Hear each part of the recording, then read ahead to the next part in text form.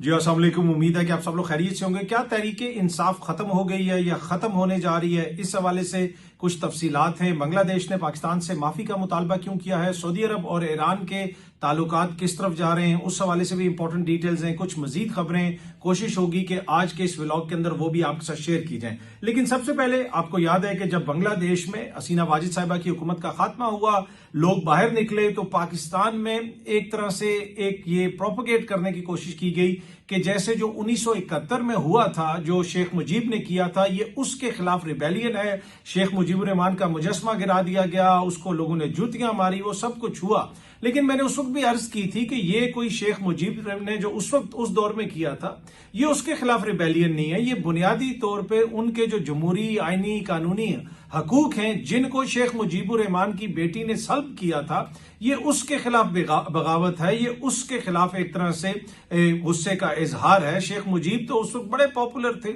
और बांग्लादेश उस वक्त टूटा भी इसलिए था कि वो ज्यादा सीटें जीते थे, उनको ज्यादा वोट पड़ा था। लेकिन भुट्टो साहब ने, उस वक्त की इंतजामिया ने, एस्टेब्लिशमेंट ने शेख मुजीबुर रहमान का मैंडेट मानने से इनकार कर दिया था और फिर उसका जो नतीजा निकला वो हमारे सामने है। उनकी साहिबजादी ने भी वही हरकत की, उन्होंने अवाम का मैंडेट मानने से इनकार किया, लोगों के जमहूरी हकूक को सल्ब किया। तो लोगों ने जनाब फिर उनको जूते मार के बांग्लादेश से निकाला और उनके वालिद जो माजी में इतने पॉपुलर थे कि उनको 160 सीटें मिली थी मुश्तरका पाकिस्तान के अंदर और भुट्टो साहब को 80 सीटें मिली थी, ये मैं आपको पहले भी बता चुका हूं। वो उस वक्त इतने पॉपुलर थे। लेकिन जब लोगों के जमहूरी हकूक को सल्ब किया गया उनकी बेटी की जानिब से, तो लोगों ने फिर जो उनके साथ किया वो हमारे सामने है। अब जिस तरह मैं अर्ज कर रहा था कि कुछ लोग ये बयानियां बनाते रहे कि जनाब वो शायद जो 1971 में हुआ था उसके खिलाफ बांग्लादेश की अवाम खड़ी हुई है, ऐसी कोई बात नहीं थी। मैंने आपको उस वक्त भी बताया था कि ये जमहूरी डेमोक्रेटिक पॉलिटिकल राइट्स का मसला है। अब ये सामने आप देख सकते हैं, पाकिस्तान और बांग्लादेश के सेक्रेटरी खारजा की मुलाकात हुई है और बीबीसी भी इसको रिपोर्ट कर रहा है। इस मुलाकात के बाद जो बांग्लादेश के सेक्रेटरी खारजा हैं जासिमुद्दीन साहब, उन्होंने प्रेस कॉन्फ्रेंस में बताया कि बांग्लादेश ने पाकिस्तान से 1971 में जो अलहदगी इख्तियार की थी उसके कुछ वाजिबात मांग लिए हैं। वैसे बांग्लादेश की जुर्रत को सलाम है कि उसने पाकिस्तान से 4.32 अरब डॉलर मांग लिए हैं।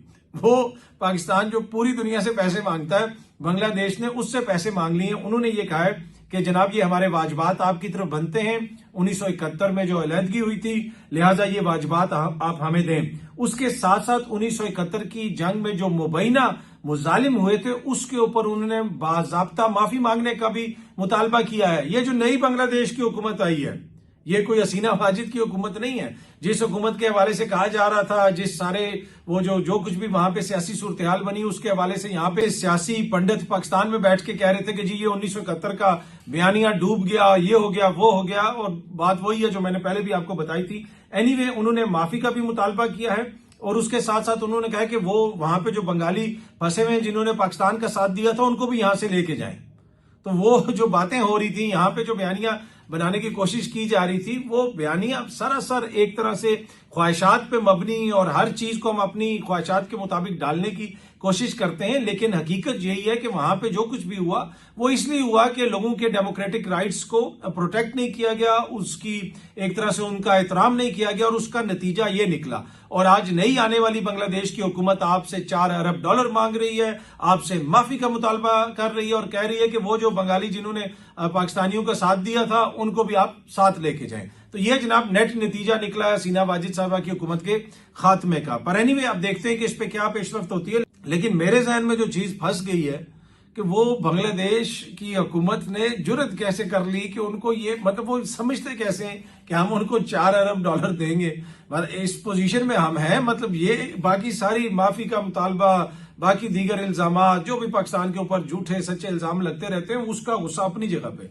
मैं तो इस सदमे में हूं कि ये उन्होंने जुर्रत कैसे की है कि ये उन्होंने कोई चेजा लिया है हमारे साथ, कोई उन्होंने ये अजीब किस्म का, मतलब आई डोंट नो ये कैसा बात उन्होंने कर दी कि पाकिस्तान हमें 4 अरब डॉलर दे। भाई हम आपको कहां से 4 अरब डॉलर दें? इस वक्त जो हमारी हालत है वो पूरी दुनिया के सामने है। बांग्लादेश के रिजर्व देख लें कितने हैं, हमारे रिजर्व देख लें कितने हैं, उनकी एक्सपोर्ट कितनी है, हमारी एक्सपोर्ट कितनी है, और ऊपर से वो हमसे 4 अरब डॉलर मांग रहे हैं। पर एनीवे जनाब, वो जो हसीना वाजिद साहिबा की हुकूमत चली गई है वो तो चली गई है, नई जो हुकूमत आई है उसके जो मुतालबात हैं वो अब सामने आ गए हैं। अच्छा, यहाँ पे आपने अक्सर देखा होगा, बहुत सारे दोस्त कहते हैं जी तहरीके इंसाफ खत्म हो गई है, तहरीके इंसाफ में बहुत सारे इख्तलाफात हैं, अब तो उनका वापस आना बिल्कुल नामुमकिन है। ये एक बड़ा पॉपुलर बात है जो की जाती है, खत्म शुद्ध का भी जिक्र होता है। ये भी कहा जाता है कि जी अब तो देखें आपस की इतनी लड़ाइयां हैं, उनका तो कोई मसला ही नहीं। फिर जो सहाफी जिनको तमगे मिले वो ये भी कहते हैं कि जी इनके लिए कोई आसानी नहीं है, इनके लिए खिलाफ डंडा भी चलेगा। और एक प्रोग्राम के अंदर एक मैं सहाफी के साथ बैठा हुआ था, काबिल एहतराम दोस्त है हमारे, और वो महारंग बलोच साहिबा के हवाले से कह रहे थे कि उनको पकड़ा जाए और जो ख्वातीन पुलिस एहलकार हैं उनसे उनके ऊपर जो है उनकी तवाज़ो करवाई जाए। ये वो सहाफी के अल्फाज थे कि एक तरह से उनको मारपीट की जाए, फिर उनको छोड़ दिया जाए, फिर उनको पकड़ा जाए। तो वो इस किस्म के जो है ना, ये वो सहाफी हैं जिनको हुकूमत वक्त ने तमगा दिया है, काबिल एहतराम है, बाखबर सहाफी हैं, हमारे दोस्त हैं। तो उन्होंने जनाब ये कहा कि इस तरह का सलूक किया जाए। अब ये बड़ा एक सिंपलिस्टिक किस्म का व्यू पेश किया जाता है कि जी डंडा चलेगा, रगड़ दिया जाएगा, इनको ये कर दिया जाएगा, उनको वो कर दिया जाएगा। देखें, कोई भी चीज है, आप किसी भी चीज का इस्तेमाल करें तो वो एज ए ईंधन खर्च होती है। किसी भी चीज को आप इस्तेमाल करते रहे, आप गुडविल को इस्तेमाल करें, आप मोहब्बत को इस्तेमाल करें, आप ताकत को इस्तेमाल करें, तो वो ये नहीं है कि वो आप हमेशा इस्तेमाल करते रहेंगे। नहीं, वक्त के साथ साथ उसका असर जायल होता रहता है, उसका असर कम होता जाता है। और खास तौर पे ताकत का आप देख लें, कल मियां आबाद फारूक को जब अदालत में पेश किया गया, ये वो मियां आबाद फारूक है जिसको फौजी अदालत से सजा हुई, जो फौजी तहवील में रहा, अभी भी जेल के अंदर है, अभी भी उसको अदालतों में पेश किया जाता है। और कल वो क्या नारे लगा रहा था, क्या आपको कोई नजर आया कि वो ये तहरीके इंसाफ खत्म हो सकती है? ये तहरीके इंसाफ अब चंद लीडरों की तहरीके इंसाफ नहीं है। वोटर सपोर्टर जो है वो डायरेक्ट इमरान खान साहब के साथ है। जो भी मामला हल होंगे वो इमरान खान साहब की मर्जी मंशा से होंगे। लेकिन ये जो मियां इबाद फारूक वाली मिसाल मैंने आपको दी, ये मेरे उन सहाफी दोस्तों के लिए जो ये कहते हैं जी डंडा चलेगा तो सब खत्म हो जाएगा। हाँ, कुछ अरसे के लिए आप चीजों को मैनेज तो कर सकते हैं, चीजों को कंट्रोल तो कर सकते हैं, लेकिन लॉन्ग टर्म में आपको बातचीत से मसाइल हल करने पड़ते हैं। ताकत का ईंधन आप इस्तेमाल करते रहेंगे तो उसकी वो इंपॉर्टेंस खत्म हो जाती है। अगर आप किसी को एक दफा थप्पड़ मार दें तो उसके बाद तो फिर वो आपका वो जो थप्पड़ का डर होता है वो तो खत्म हो जाता है। ये एक समझने की चीज है। लेकिन एनीवे, बहुत सारे लोग अभी भी ये कह रहे हैं कि जनाब ये बस तहरीके इंसाफ के खिलाफ मजीद एक्शन होगा, ये नहीं बचेंगे, ये नहीं होगा, वो नहीं होगा। आप 3 साल से देख लेना कैसा बयानिया था कि ये हो जाएगा, वो हो जाएगा। फिर बीच में बदकिस्मत 9 मई का वाकया भी पेश आया, उसके बाद कहा गया कि जी अब तो जमीन आसमान एक हो जाए, अब तो इनके लिए कोई गुंजाइश ही नहीं है। अब जो जिस तरीके इंसाफ के लिए कोई गुंजाइश नहीं है उसको ये निजाम कह रहा है, उसको शहबाज शरीफ साहब की हुकूमत कह रही है, उसको जरदारी साहब की हुकूमत कह रही है कि भाई हमारे लिए कोई गुंजाइश निकालो, 2-3 साल निजाम चलने दो। ये बाकायदा मैसेज भेजे जाते हैं, कोई माने या ना माने। क्यों ये आजम स्वाति साहब को गेट खोल के अंदर भेजा जाता है, क्यों दूसरे लोगों को भेजा जाता है, वो किसके पैगामात लेके जाते हैं? इन्हीं हुकूमत वालों के लेके जाते हैं, इन्हीं हुकूमत वालों से उनकी बातचीत भी होती है। सुबह सुबह 7 बजे क्यों दरवाजा खुल जाता है अडयाला जेल का? जब कोई जलसा जुलूस या कोई एहतजाज हो, कौन खोलता है? यही हुकूमत खोलती है, यही पैगामात भेजते हैं। और जो बयानियां बनाने वाले वो ये कहते हैं जी खत्म शोध और वो खत्म होगी। नहीं, ऐसे किसी की सियासत खत्म नहीं होती। और ये जो ताकत और डंडे के जोर पे जो कुछ सहाफी कहते हैं या कुछ दानिश्वर ये कहते हैं कि ऐसे मामले को कंट्रोल कर लिया जाएगा, ना ऐसे आप बलूचिस्तान कंट्रोल कर सकते हैं, ना ही आप ऐसे जो है किसी और चीज को कंट्रोल कर सकते हैं। आपकी स्ट्रेटेजी होती है, जो पॉलिटिकल चीजें होती हैं उनको आपको सियासी तौर पर डील करना पड़ता है। और इस वक्त अलमिया ये है कि ऐसे एक सियासी हुकूमत है जिसका कोई सियासी कैपिटल नहीं है। देखिए, एक तरफ आप ताकत इस्तेमाल कर रहे हैं, ताकत का ईंधन कम हो रहा है, दूसरी तरफ आप पॉलिटिकल जो कैपिटल है, पॉलिटिकल जो सरमाया है, आपका सियासी सरमाया, आप उसको इस्तेमाल करते हैं। ताकत तो आपके पास होगी लेकिन सियासी सरमाया सिफर है। उसकी बेहतरीन मिसाल बलोचिस्तान है। पीपल्स पार्टी की हुकूमत, जरदारी मिसिंग, बिलावल मिसिंग, जवान शहीद हो रहे हैं, लोगों पे हमले हो रहे हैं, दहशतगर्द वहां पे दनाते फिर रहे हैं, ग्राउंड के ऊपर आपको पीपल्स पार्टी नजर आ रही है। अगर इनका भी वहां पे सियासी सरमाया होता तो ये कोयटा में अवाम को इकट्ठा करते, ये जनाब जोब में अवाम को इकट्ठा करते, अवारान में इकट्ठा करते, मस्तूंग में करते, चमन को में करते, रैलियां निकालते पीपल्स पार्टी वाले। वजीर आला इनका, हुकूमत इनकी, लेकिन तनकीद सारी जो है वो किसी और तरफ होती है। इनको कोई पूछता ही नहीं है, क्योंकि कोई सियासी सरमाया नहीं है, कोई पॉलिटिकल कैपिटल नहीं है। जब ताकत और पॉलिटिकल कैपिटल आप दोनों को इस्तेमाल करते हैं तो एक थोड़ा सा बैलेंस क्रिएट कर लेते हैं। माजी में भी यहाँ पे सूरत हाल कोई बहुत आइडियल नहीं रही है। खान साहब के दौर के अंदर भी जब सब कुछ एक पेज पे था उस वक्त उनको भी बड़ा अच्छा लगता था, जनरल फैज साहब भी सारे मामला देखते थे, वो सब कुछ चलता था। लेकिन इमरान खान का एक पॉलिटिकल कैपिटल था, एक पॉलिटिकल सरमाया था, जो दूसरा उनका हाथ ताकत वाला था, जो उस ताकत वाले हाथ को ताकत मिलती थी पॉलिटिकल सरमाए से। अब इस तरफ जो ताकत वाला हाथ है वो बस एक ही हुकूमत का है, पॉलिटिकल सरमाया तो है नहीं है। इंतजामी एतबार से वो हर चीज को कंट्रोल करते हैं, कभी पुलिस के जरिए, कभी नाके पे किसी को रोक के, कभी ये करके वो करके। तो जो पॉलिटिकल सरमाए की मिसिंग होना है वो एक बहुत बड़ा अलमिया है। और ये जिस तरह मैंने पहले भी अर्ज किया कि हर चीज इस्तेमाल कर करके कम होती जाती है। तो कोई अगर ये कहता है कि जी सिर्फ मामला जो है इस तरीके से कंट्रोल कर लिया जाएगा, ऐसे मामला कंट्रोल नहीं होता। अब आप देख लें, फौजी अदालत से सजा, फौजी तहवील से, जिसने बाहर आके कहा कि जी वो मैं बस इमरान खान साहब को आपको छोड़ रहा हूं, मेरा उनसे अब कोई ताल्लुक नहीं है, मेरा कोई तहरीक इंसाफ से ताल्लुक नहीं है, तहरीक इंसाफ खत्म शुद। वो जो खैबर पख्तूनख्वा में छोड़े गए थे वो भी नारे लगा रहे हैं। मियां अबाद फारूक, जिसका बच्चा भी बेचारा बीच में इस दुनिया से चला गया, वो भी आज आप देख लें बाहर निकल के क्या नारे लगा रहे हैं। तो ये हुकूमत को देखने और सोचने की जरूरत है, समझने की जरूरत है। सियासी मामलात को आप सियासी तरीके से हल कर सकते हैं, ताकत के जरिए आप हर चीज को हल नहीं कर सकते।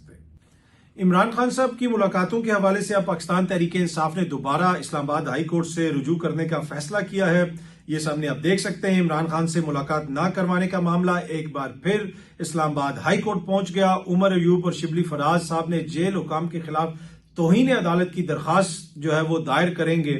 अब इसके ऊपर कितना रिलीफ मिलेगा, पहले भी मोअज़्ज़िज़ अदालत का वाज़ेह हुक्म था, उसके बाद उसके ऊपर कितना अमल दरामद हुआ वो हमारे सामने है। ताज हैदर साहब की अगर नशिस्त खाली होती है तो उस पर सेनेट में इलेक्शन की बात होती है। सानिया निश्तर साहिबा की नशिस्त खाली हुई भी कितना अरसा हो गया, उसके ऊपर कोई बात नहीं होती। सेनेट मुकम्मल नहीं है, अदलिया के फैसलों के साथ जो होता है वो हमारे सामने है। अब मौजूदा हालात के अंदर मेरे ख्याल में वेरी अनफॉर्चुनेट कि अदलिया के फैसलों को जैसे बिल्कुल नजरअंदाज कर दिया जाता है। और इस वक्त जो हालात हैं आप अदलिया के अंदर भी देख लें, आपको तनाव नजर आता है। 26वीं आईनी तरमीम के बाद जो सिचुएशन है, बहुत सारे जो केसेस ऐसे हैं जिनकी वजह से हुकूमत को खतरा हो सकता है। बज़ाहिर ऐसा लगता है कि वो केसेस उन जजेस के सामने लगते हैं जो नए आने वाले जजेस हैं। अगर आप आईनी बेंच की बात कर लें, बाकिर नजफी साहब ने एक दिन पहले या 2 दिन पहले अपना हलफ उठाया है सुप्रीम कोर्ट में आने का, और साथ ही उनकी तैनाती हो गई है आईनी बेंच के अंदर। ये सामने आप देख सकते हैं, खबर भी है, जंग न्यूज भी इसको रिपोर्ट कर रहा है कि जस्टिस बाकिर नजफी साहब को सुप्रीम कोर्ट आईनी बेंच में शामिल कर लिया गया। सबसे जो सीनियर मोस्ट जज है, बल्कि सबसे सीनियर जो चीफ जस्टिस से भी सीनियर जज है मंसूर अली शाह, और पाकिस्तान का बेहतरीन जज है, उसको शामिल नहीं किया जाता। मुनीब अख्तर साहब को शामिल नहीं किया जाता। ऐसी क्या वजह है? तो इन हालात में तहरीक इंसाफ को कितना रिलीफ मिलेगा, क्या होगा, मुझे नहीं पता। पर एनीवे वो दोबारा मोअज़्ज़िज़ अदालत के पास गए हैं। अब देखते हैं कि मोअज़्ज़िज़ अदालत इसके ऊपर क्या फैसला करती है, और उस फैसले के नतीजे में जेल इंतजामिया उसके ऊपर अमल दरामद करती है या नहीं करती। तो जब कोई चीज शुरू होती है ना कहीं से, वो उसका आगाज इतना इंपॉर्टेंट नहीं होता। वो जब एक दफा मामला शुरू हो गया तो वो पहुंचेगा कहां तक, वो चीज इंपॉर्टेंट होती है। आपको याद होगा कि जब मखसूस नशिस्तों का फैसला आया और बहुत सारे लोगों ने कहा कि ये ऐसा है, ये वैसा है, इसको नहीं माना जाएगा, तो मैंने कहा कि अगर ये नहीं माना जाएगा तो फिर आप देखेंगे कि इसका ट्रिकल डाउन इफेक्ट होगा। कल दीगर मामलात में भी इंतजामिया आपका हुक्म नहीं मानेगी। वो सुप्रीम कोर्ट से लेके मजिस्ट्रेट की कोर्ट तक फिर बहुत सारे मामलात होंगे, बहुत सारे मसाइल होंगे। अब आप देख लें, कोई हाई कोर्ट का हुक्म है उसको कैसे माना जाता है या नहीं माना जाता, वो हमारे सामने है। सुप्रीम कोर्ट का जो हुक्म है उसको कैसे माना जाता है या नहीं माना जाता, वो हमारे सामने है। तो ये एक बड़ा अलमिया है जिससे हम गुजर रहे हैं। अगर हमने रियासत को चलाना है और आइन और कानून के मुताबिक चलाना है, हुकूमतें तो आती जाती रहती हैं, शख्सियात आती जाती रहती हैं, हमें इसके ऊपर थोड़ा सा गौर करने की जरूरत है कि हम कहीं स्ट्रक्चर को इतना ज्यादा नुकसान तो नहीं पहुंचा रहे कि जहां से रिकवर करना मुश्किल हो जाए। पर एनीवे मुअज़्ज़िज़ अदालत में अब ये मामला गया है, देखते हैं कि वो इसके ऊपर क्या फैसला करती है।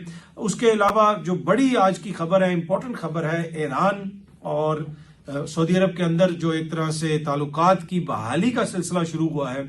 सऊदी अरब के जो डिफेंस मिनिस्टर हैं वो एक स्पेशल मैसेज लेके गए हैं मोहम्मद बिन सलमान साहब का, और वो मैसेज पहुंचाया गया है आयतुल्लाह खामनाई साहब को। और ये जो मैसेज उस मौके पे पहुंचाया गया है जब रोम में ईरान और अमेरिका की बराह रास्त न्यूक्लियर जो मामला है उसके ऊपर टॉक्स भी होनी है। तो ये बड़ा इंपॉर्टेंट टाइम है और ईरान का और सऊदी अरब का करीब आना खित्ते के लिए भी इंपॉर्टेंट है। ताल्लुकात बेहतर होने चाहिए, जिस किस्म का तनाव है ऐसा तनाव नहीं होना चाहिए। और ये जो मैसेज पहुंचाया गया है आयतुल्ला खामनाई साहब का, उसमें सऊदी जो हुकूमत है उसका मैसेज भी है। और मुझे जो कुछ सोर्सेज ये बताते हैं जो आलमी मीडिया से वाबस्ता, वो ये कहते हैं कि इसके साथ साथ अमेरिका का भी कोई मैसेज उन तक पहुंचाया गया है बराह रास्त टॉक्स से पहले। कोई ऐसी चीज है जिसके उन तक पहुंचाई गई है, लेकिन वो चीज तो अमेरिका खुद भी उनके साथ शेयर कर लेंगे जब वो टेबल के ऊपर आएंगे। लेकिन मेरे ख्याल में जो सऊदी अरब से रिलेटेड कोई चीज है, जो सऊदी अरब से रिलेटेड कोई खदशात होंगे उनके ईरान के, जो उन्होंने शायद अमेरिका के साथ शेयर किए हों, तो वो चीज अमेरिका ने सऊदी अरब के साथ शेयर की है। और उस हवाले से फिर सऊदी अरब ने अपने जो बात आगे पहुंचाई है और जो अमेरिका का मैसेज उन तक आया है वो तहफुजात दूर करने की कोशिश की गई है ईरान के। तो अब देखते हैं कि इस पे आगे क्या पेशरफ्त होती है। बहुत जल्दी आप सब दोस्तों से दोबारा मुलाकात होगी। Thank you very much.